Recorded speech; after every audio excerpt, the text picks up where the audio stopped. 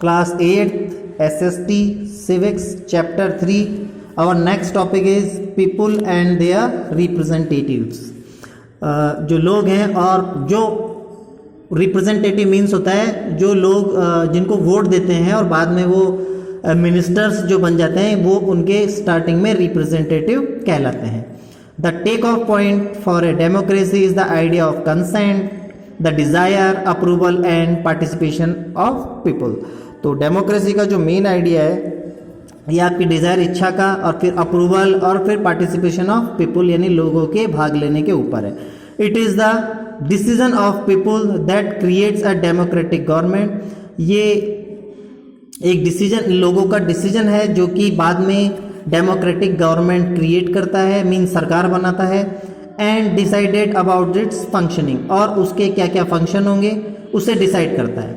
The basic idea in this kind of democracy is that the individual तो ये जो इसका बेसिक आइडिया है या तो वो इंडिविजुअल हो सकता है डेमोक्रेसी में, और the citizen is the most important person, या फिर वो सिटीजन काफ़ी इंपॉर्टेंट पर्सन भी हो सकता है. And that in principle that government as well as other public institutions need to have the trust of these citizens. तो मेन रिप्रेजेंटेटिव के बारे में ये बताने जा रहे हैं जो आपके जो पॉलिटिक्स के बारे में नॉलेज रखता हो, गवर्नमेंट्स और जो इंस्टीट्यूशंस और जो कॉन्स्टिट्यूशंस हैं हमारे उनको लोगों के भले के लिए यूज़ करता हो, वही रिप्रेजेंटेटिव होता है. How does the individual give approval to this government. तो हम इसको इंडिविजुअली इस गवर्नमेंट को कैसे अप्रूवल दे सकते हैं, कैसे देते हैं. One way of doing so, एक तरीका ये है एज यू रीड, जैसा आपने पढ़ा, इन थ्रू इलेक्शंस, जो कि हमारा है चुनाव. People would elect their representative to the parliament. जो लोग हैं वो अपने रिप्रेजेंटेटिव को पार्लियामेंट में चुनते हैं.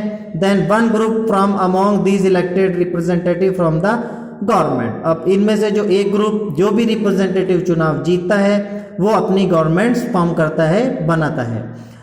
The parliament which is made up of all representative together. Parliament एक वो स्थान है जहाँ जितने भी रिप्रेजेंटेटिव है वो एक साथ खड़े होते हैं. Control and guide the government, वहाँ गवर्नमेंट्स को कंट्रोल करके उन्हें गाइड करते हैं.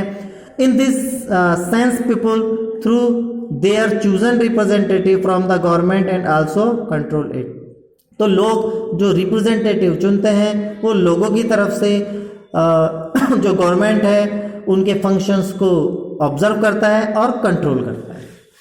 The above idea of representation has been an important theme in your class 6th and 7th social and political life text book. You are familiar with how representative are chosen at different level of government. अब जो आपने 6th and 7th में read किया है कि जो representative होते हैं वो काफ़ी हमारे जानकार या फेमिलियर आप बता सकते हैं, और अलग अलग लेवल्स पे वो गवर्नमेंट्स फॉर्म करते हैं. Let us recall these idea by doing the following exercise. अब कुछ एक्सरसाइज है जिनके द्वारा आप ये कर सकते हैं, जैसे use the term constituency and represent to.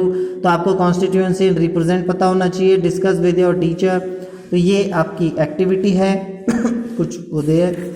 हम आगे चलते हैं. ये आपकी पार्लियामेंट है, ये आउटर लुक है पार्लियामेंट का और ये इनसाइड लुक है पार्लियामेंट का. You can see it. Next topic is the role of the parliament. अब पार्लियामेंट क्या वर्क करती है, क्या फंक्शन करती है और डेवलपमेंट में उसका क्या रोल होता है. क्रिएटेड आफ्टर 1947, 1947 के बाद the Indian parliament is an expression of the faith that the people of India have in principle of democracy. तो लोकतंत्र में लोगों का जो विश्वास होता है पार्लियामेंट में वो एक्सप्रेस किया जाता है.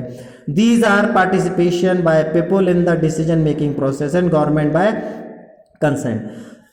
तो एक्चुअल में रिप्रेजेंटेशन को पार्टिसिपेट इसलिए किया जाता है ताकि वो डिसीजन मेकिंग प्रोसेस का हिस्सा बने गवर्नमेंट की. The parliament in our system has immense power. जो हमारी पार्लियामेंट होती है उसके पास काफ़ी पावर्स होती है. Because it is representative of the people, क्योंकि वो लोगों का रिप्रेजेंटेटिव होता है. Elections to the parliament are held in a similar manner as they are for the state legislature. तो जैसे स्टेट लेजिस्लेचर में इलेक्शंस के थ्रू पार्लियामेंट्स के मेंबर्स चुने जाते हैं, वैसे ही पार्लियामेंट में भी सिमिलर मैनर में ही रिप्रेजेंटेटिव सेलेक्ट किए जाते हैं। The Lok Sabha is usually elected once every 5 year. Lok Sabha में जो मेंबर्स है वो 5 ईयर्स में इलेक्ट किए जाते हैं। The country is divided into numerous constitution as shown in the map on page 41। तो पेज 41 पे आपको ये शो कर रखा है ये इस तरीके से कि कहाँ पर कितनी सीट्स है, कहाँ कितने एमएलएज और मेंबर ऑफ पार्लियामेंट्स यानी एमपीज हैं। The Lok Sabha the country is divided into numerous constitution. तो कंट्रीज को जिसको अपन वार्ड बोलते हैं वैसे बांटा गया है। Each of these constitutions elect 1 person to the parliament. हर कॉन्स्टिट्यूशंस में पार्लियामेंट में 1 पर्सन इलेक्ट किया जाता है। The candidate who contest elections usually belong to different political parties।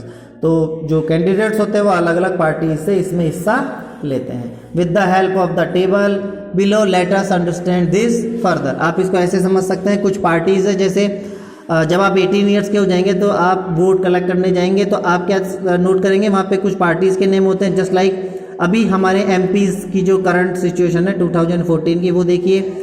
BJP की 282, communist party of India 1, communist party of India, CPM जो कि 9 है, Indian national Congress 44 and nationalist Congress party NCP जो कि है 6। अब स्टेट पार्टीज आम आदमी पार्टी में 4, ऑल इंडिया अन्ना द्रविड़ा मुन्नेटा कजघम इसमें 37 है, ऑल इंडिया तृणमूल कांग्रेस जो कि 34 है, all India United democratic front उनके पास 3 सीट्स है या 3 एमपीज है, बिज्जू जनता दल बीजेडी में 20 है,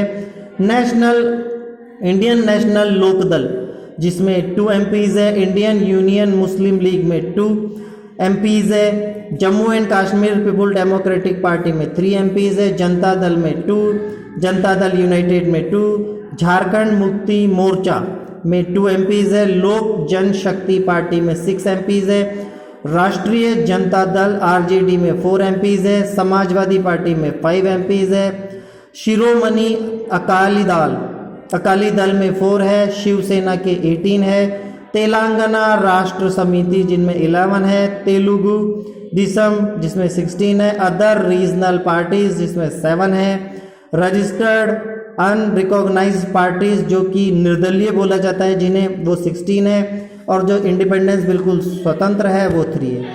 तो हमारे यहाँ पे जो टोटल एमपीज की सीट्स है वो 543 है। जितनी ज़्यादा सीट्स यहाँ कवर कोई पार्टी करती है तो सीएम या पीएम वो जो पीएम है वो उसी पार्टी का इलेक्ट किया जाता है।